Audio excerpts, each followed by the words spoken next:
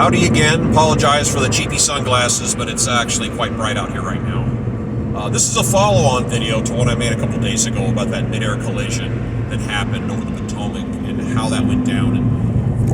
And I'm drawing on from my personal experience as a commercial helicopter pilot for 35 years with a lot of night vision goggle experience. And as I stated in that video, no air crash, or what they call a mishap in aviation, happens in a vacuum.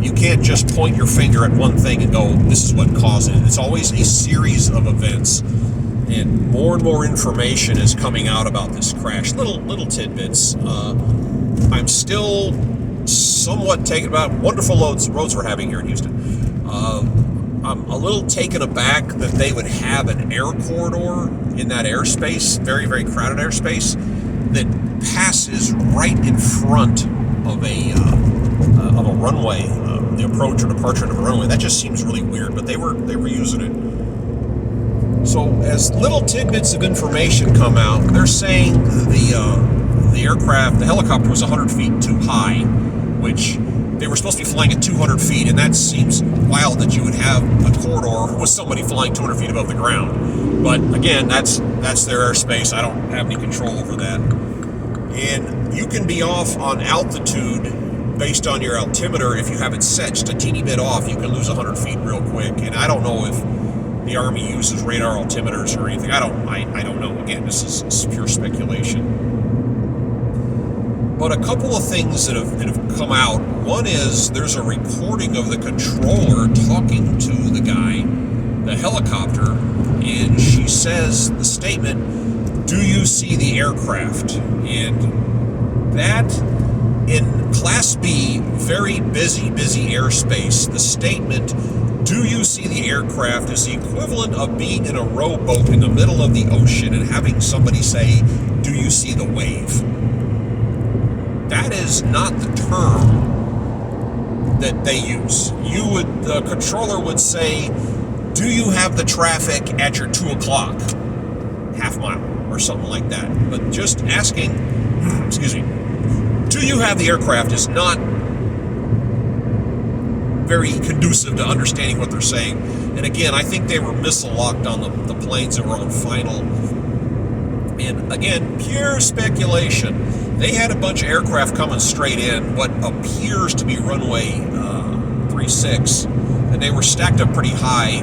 And at a really busy airport like Reagan, being air traffic controller is an art form of bringing aircraft together from different areas and squeezing them in and spacing them out. And aircraft, especially the uglier the air behind the aircraft is extremely dirty. You can't just stack them up bumper to bumper because you can't fly directly behind them because it's so turbulent.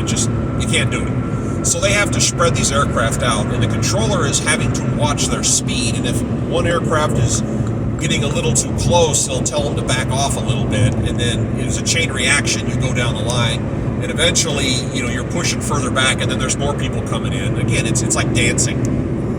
And if they get too close together, they have to spin them. They'll pull somebody out of the equation and just do a back around in, and it costs time, and it messes up schedules, and it burns fuel. They don't want to do that. So the art form of spreading aircraft out and bringing them in, and sometimes you'll have two runways side by side, so you're landing 3-6 left and 3-6 right. I mean, it gets crowded up there. And pure speculation, they had a line of aircraft coming in, and just off 3-6 they had 3-3, and it's a shorter runway. And this little jet was a small aircraft that didn't require a runway as long. And I'm thinking maybe they were stacking birds up, and somebody said, let's just have him swing out and come in and hit 3-3, which will give us a bigger gap between traffic, and then we can keep flowing. That, to me, seems like a reasonable thing to do. But the person who spun that guy out over the Potomac to come in on the different runway, was he necessarily knowledgeable that maybe somebody else cleared the helicopter into the airspace to fly parallel to the active runway, where all of a sudden now he's cutting in front of a runway that's suddenly being used? Speculation. But again, it's a series of events of a pilot, the helicopter reportedly being too high up, which, again, 200 feet off the ground for a transition seems oddly low. A controller using the wrong terminology. You know, just a bunch of little things all coming together at one spot in the sky. But again, this will play out and they'll eventually come up with an answer. I've also heard you've got two pilots and a crew chief, and they're talking about a second crew chief. You don't have two crew chiefs, but apparently you're supposed to have two people in the back seat for some reason of the Black Hawk, which, whatever. And the person sitting on the right was there, but the person sitting on the left wasn't on board for whatever reason. So the set of eyes that would have been on the side of the aircraft where that jet came in wasn't there. Again, this is little bits and pieces. And you just add up all these ingredients, and that's where you get to where you get. But again, speculation. And I'll just keep watching and see where this ends up.